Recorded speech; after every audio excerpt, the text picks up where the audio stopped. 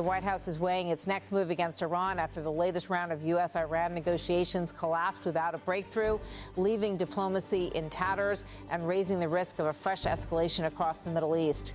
In Washington, officials describe a president who wants to project strength but remains wary of igniting a wider war he may not be able to contain.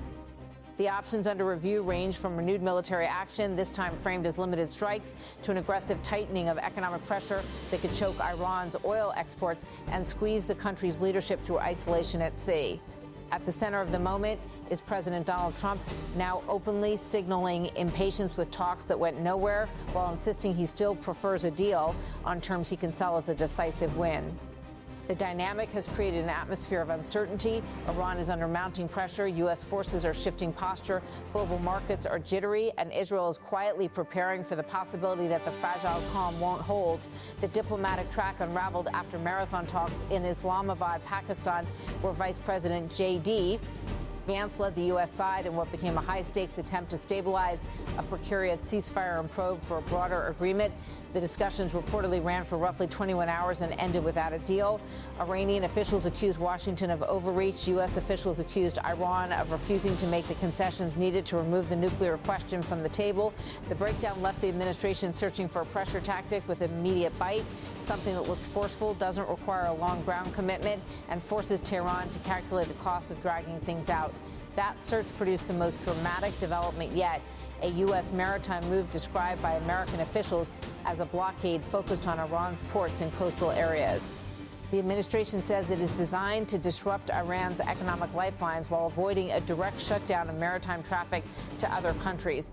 President Trump, speaking bluntly, framed the step as imminent and open-ended. He said, I don't know. I don't care if they come back or not. If they don't come back, I'm fine. By 10:00 tomorrow, we have a blockade going into effect. That'll be 10:00 tomorrow. He argued the blockade would be reinforced by international coordination aimed at cutting off Iran's ability to sell oil.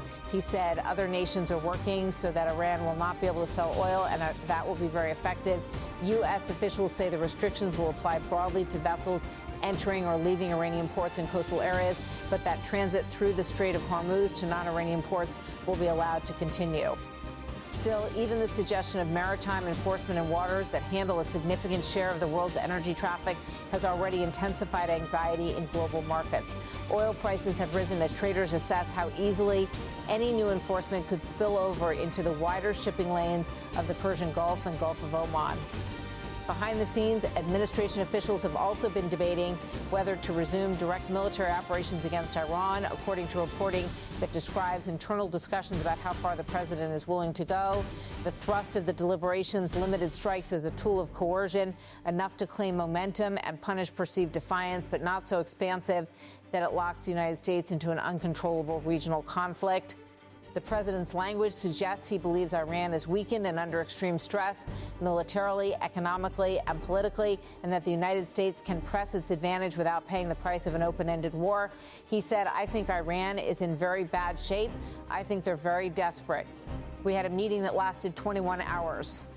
We understand the situation better than anybody, and Iran's in very bad shape. From the president's perspective, the central red line remains Iran's nuclear ambitions. He said Iran will not have a nuclear weapon. We will not have. There is no way that they're going to get. They still want it, and they made that clear the other night. Iran will not have a nuclear weapon. He also offered his own assessment of the battlefield picture, asserting heavy Iranian losses at sea. He said their military is destroyed. Their whole Navy is underwater. You know that 158 ships are gone. Their Navy's gone. He continued with claims of reduced Iranian missile capacity. He said their military is gone. Their missiles are largely depleted. The manufacturing capability for missiles and drones is largely depleted. The administration has not provided public evidence to support those specific numbers, but the president's intent in making the claim is clear, to argue that Iran's capacity to respond has been degraded and that U.S. pressure is working. In the same remarks, Trump pointed to what he described as a broken promise connected to the Strait of Hormuz and justified a prior strike on infrastructure. He said, we've been very nice. We haven't ripped down too many bridges. We did one only because they broke their word. They broke their promise. He added, he said, and remember, their promise was that they were going to open the Hormuz Strait. They didn't do it. they lied. The larger message was that Washington believes it has leverage and that Iran's position will worsen if it refuses to bend. But the president also painted the confrontation as one with global economic angles, arguing that America's own energy production insulates it from shock, while others could feel the pain. He claims ships are shifting routes to avoid the Hormuz choke point and coming to the United States to load oil instead. He said that there are many boats heading toward our country to fill up with oil and then go and take it, so they're not going to go through the Hormuz. He argued the situation is being exploited and suggested it would eventually be corrected. Then he made a sweeping assertion about American oil output. He said we have more oil because of baby drill. We have more oil than Russia and Saudi Arabia put together.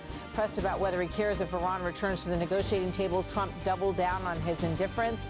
He said, I don't know. I don't care if they come back or not. If they don't come back, I'm fine.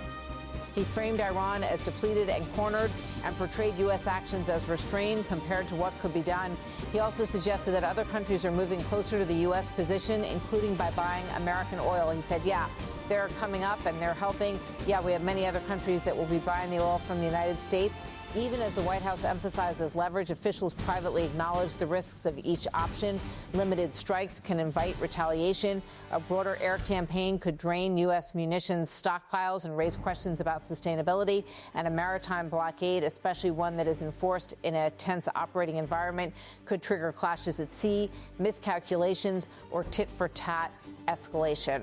At the same time, the administration is also trying to manage the domestic politics of another Middle East confrontation, where Trump has long portrayed himself as skeptical of endless wars, and advisors are conscious of voter fatigue after years of conflict in the region.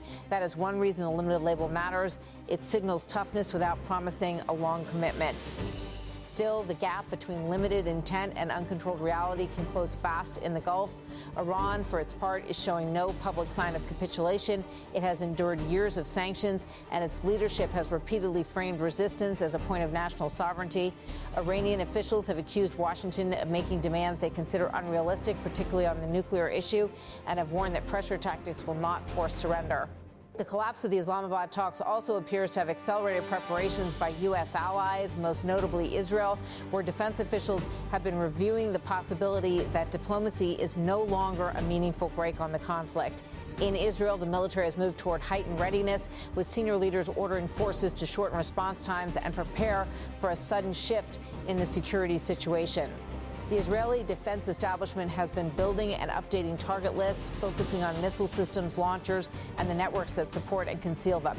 The goal, as described by Israeli reporting, is operational flexibility, the ability to move quickly if political leadership orders action. Israeli Air Force planning has reportedly included long-range options and multi-wave strike packages with both pinpoint operations and the capacity for sustained air activity if fighting resumes on a larger scale. At the same time, Israeli officials have been gaming out the possibility of an Iranian surprise attack and testing response scenarios under tight timelines. That backdrop matters because it shapes how Iran interprets Washington's signals.